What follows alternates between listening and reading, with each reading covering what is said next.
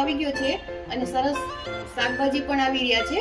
તો હવે આપણે એકદમ ઓથેન્ટિક ટેસ્ટ સાથે આપણે બનાવીશું આલુ મટરની સબ્જી. એના માટે મેં 150 ગ્રામ જેટલા મટર લીધા છે, 2 આલુ, ટમાટર, 2 ટમાટરની પ્યુરી, 2 કાંદા, કોથમરી, નમક, બાકી બધા આપણા રૂટીન મસાલા અને ગાર્નિશિંગ માટે ટમાટર લીધા છે. તો હવે આપણે રેસીપી બનાવવાની શરૂઆત કરીએ.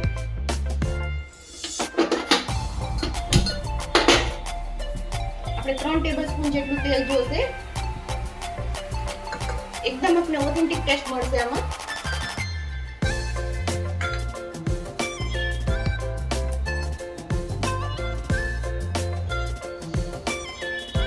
તેલ આપણું ગરમ થઈ ગયું છે. એમાં આપણે રાઈ નાખીશું. રાઈ આપણી ક્રેકલ થાય એટલે એમાં આપણે જીરું, તજ અને લવિંગ નાખીશું.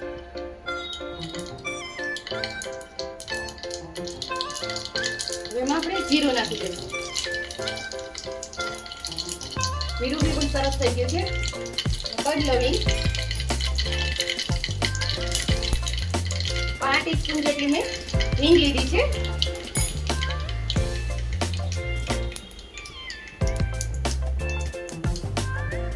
એમાં આપણે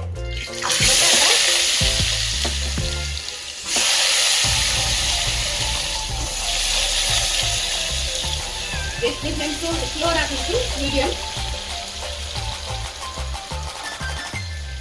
અને એને ચલાવતા જશું. એમાં જ આપણે કાંદા અને એમાં મેં 2 મરચાં નાખ્યા છે, લીલા બારીક સમારેલા, તમે જોઈ શકો છો. એને હવે આપણે મિક્સ કરી દઈશું.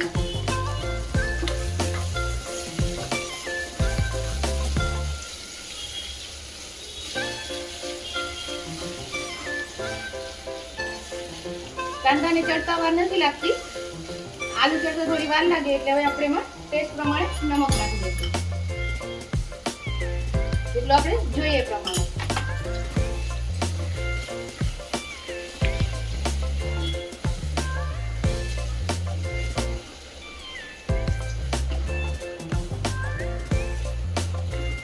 એમાં જ આપણે મસાલા કરી લઈશું. 1/2 ટીસ્પૂન જેટલી હળદર,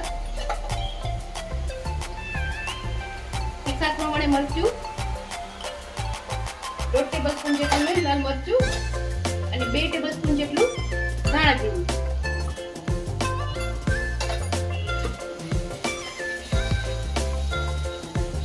અને આને આપણે ધીમા તાપે ચડવા દઈશું. જો એકદમ સરસ સ્મેલ આવી રહી છે.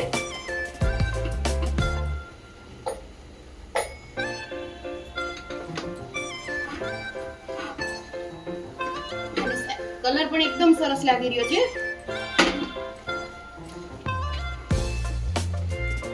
અને આપણે 2 થી 5 મિનિટ જેટલું આમ જ સ્ટોક કરવા દેશું. હવે આપણા આલુ સરસ સંતળાઈ ગયા છે એકદમ. હવે એમાં આપણે ટમાટરની પ્યુરી નાખી દઈશું.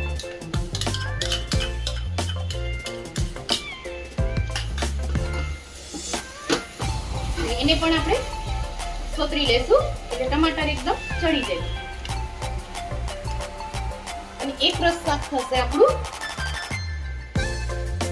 આ શાકમાં આપણે રોટલી, રોટલો, ભાખરી, પરોઠા સાથે પણ ખાઈ શકીએ અને દાળ ભાતમાં પણ ચાલે છે.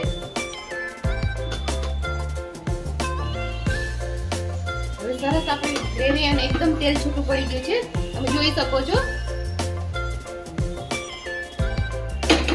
તો હવે એમાં આપણે મટર નાખી દઈશું. 2-3 વખત પાણી ધોયેલા છે અને પછી પલાળી દીધા હતા ગરમ પાણીમાં.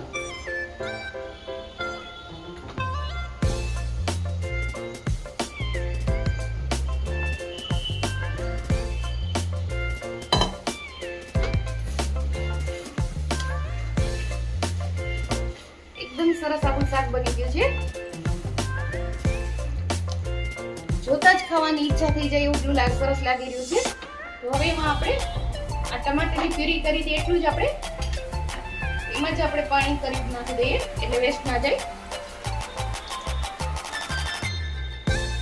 1.5 વાટકી જેટલું આપણે પાણી નાખી દઈએ.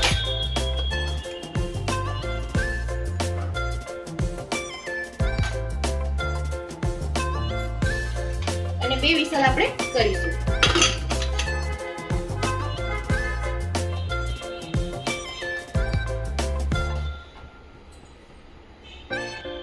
હવે આપણું શાક 2 વિસલમાં સરસ થઈ ગયું છે. તમે જોઈ શકો છો એકદમ એકરસ થઈ ગયું છે. તો હવે એમાં આપણે ટમાટર છે એ નાખી દઈશું. 4 પીસ મેં કરેલા છે, સરસ લાગે આ. અને 2 મિનિટ માટે આપણે રેવા દઈશું.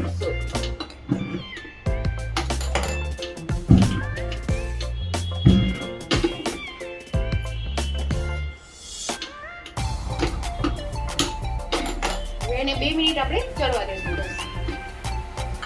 શાક આપણું સરસ તૈયાર છે.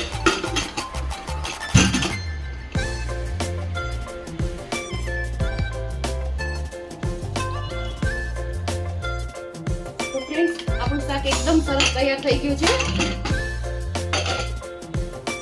તમે જોઈ શકો છો એકદમ ઓથેન્ટિક ટેસ્ટ. રસાવાળું પણ એટલું સરસ છે અને આલુ પણ સરસ ચડી ગયા છે એકદમ.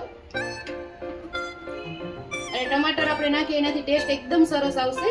તમે પણ બનાવીને ટ્રાય કરજો અને કોમેન્ટમાં મને કહેજો તમારે શું રેસીપી જોઈએ છે. પ્લીઝ તમે મને વોટ્સએપમાં રેસીપી નાખો, યુટ્યુબમાં જ મને રેસીપી આપો કે જે બનાવી તમારે જે જોઈતી હોય એ. કારણ કે યુટ્યુબમાંથી જ મને રેસીપી કરવાનું થાય છે. તો હવે આપણે ગાર્નિશ કરીએ. તો ફ્રેન્ડ્સ, આપણું શાક એકદમ ઓથેન્ટિક ટેસ્ટ સાથે તૈયાર છે. જો તમને મારી રેસીપી પસંદ આવી તો મારી ચેનલને લાઈક કરો, શેર કરો, સબસ્ક્રાઇબ કરો અને મારો વિડીયો વધુ ને વધુ શેર કરો. બધાને જય શ્રી કૃષ્ણ.